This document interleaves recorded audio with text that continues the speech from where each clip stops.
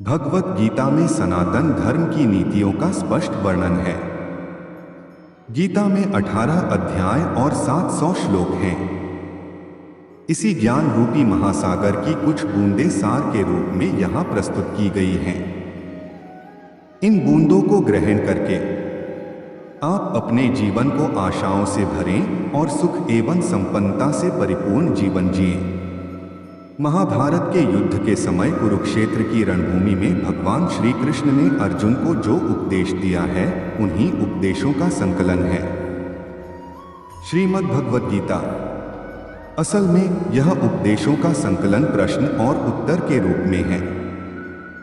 अर्जुन कई प्रश्नवाचक चिन्हों के भंवर में फंसे हुए होते हैं और भगवान श्री कृष्ण इन्हीं प्रश्नों का उत्तर देते हुए अर्जुन को इस चक्रव्यूह से बाहर निकालते हैं।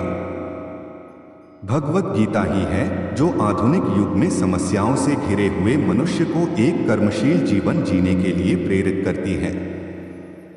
गीता ऐसे प्रेरणादायक संदेशों का महासागर है जो जीवन से निराश मनुष्य को आशाओं से भर देती है।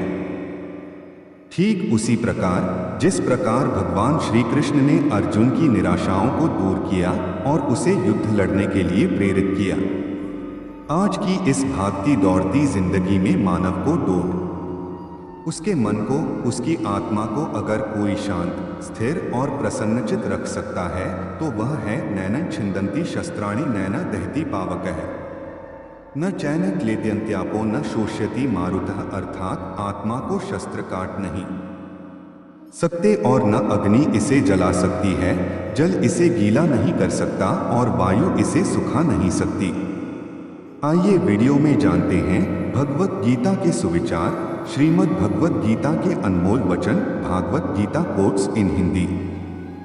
भगवत गीता का सार। जातस्य हि ध्रुवो मृत्युर्ध्रुवं जन्म मृतस्य च तस्मात् परिहार्यर्थे न त्वं शोचितुमर्हसि, अर्थात जन्म लेने वाले की मृत्यु निश्चित है और मरने वाले का जन्म निश्चित है, इसलिए जो अटल है, अपरिहार्य है, उसके विषय में तुमको शोक नहीं करना चाहिए। जीवन में आधे दुख इस वजह से आते हैं क्योंकि हमने उनसे आशाएं रखी जिनसे हमें नहीं रखनी चाहिए थी।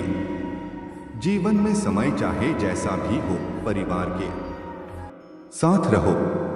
सुख हो तो बढ़ जाता है और दुख हो तो बढ़ जाता है। इस संसार में मूर्ख व्यक्ति, अधर्मी, अज्ञानी व नास्तिक प्रकृति का व्यक्ति मेरी शरण स्वीकार नहीं कर सकता। ज्ञानी व्यक्ति को कर्म के प्रतिफल की अपेक्षा कर रहे अज्ञानी व्यक्ति के दिमाग को अस्थिर नहीं करना चाहिए। अपने जीवन में कभी भी ना किसी को आनंद में वचन दे, ना क्रोध में उत्तर दे और ना ही दुख में कभी निर्णय ले। किसी और का काम पूर्णता से करने से कहीं अच्छा है कि अपना काम करें, भले ही उसे अपूर्णता से करना पड़े। मैं ही इस सृष्टि की रचना करता हूँ, मैं ही इसका पालन पोषण करता हूँ और मैं ही इस सृष्टि का विनाश करता हूँ। कृष्ण कहते हैं, जब जब संसार में धर्म की हानि होगी, अधर्म की विजय, तब तब मैं इस पृथ्वी पर अवतार लूंगा। अमीर बनने के लिए एक एक क्षण संग्रह करना पड़ता है, किंतु अमर बनने के लिए एक एक कण बांटना पड़ता है। जिंदगी में सब कुछ होना जैसा कुछ भी नहीं होता।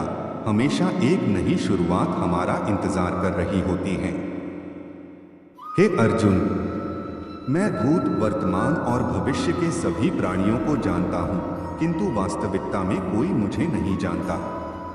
लोग कहते हैं अपनों के आगे झुक जाना चाहिए, किंतु सच बात तो यह है जो अपने होते हैं वह कभी झुकने नहीं देते।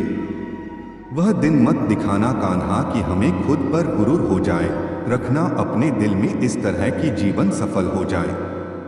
वह जो सभी इच्छाएं त्याग देता है, मैं और मेरा की लालसा तथा भावना से मुक्त हो जाता है, उसे शांति प्राप्त होती है। हमेशा छोटी छोटी गलतियों से बचने की कोशिश किया करो, क्योंकि इंसान पहाड़ों से नहीं पत्थरों से ठोकर खाता है। शांति से भी दुखों का अंत हो जाता है और शांत चित्त मनुष्य की बुद्धि शीघ्र ही स्थिर होकर परमात्मा से युक्त हो जाती है। अपनी पीड़ा के लिए संसार को दोष मत दो, अपने मन को समझाओ, तुम्हारे मन का परिवर्तन ही तुम्हारे दुखों का अंत है। श्री कृष्ण कहते हैं, एक बार माफ करके अच्छे बन जाओ, पर दोबारा उसी इंसान पर भरोसा करके बेवकूफ कभी न बनो। इच्छा पूरी नहीं होती तो क्रोध बढ़ता है, और इच्छा पूरी होती है तो लोभ बढ़ता है। इसलिए जीवन की हर स्थिति में धैर्य बनाए रखना।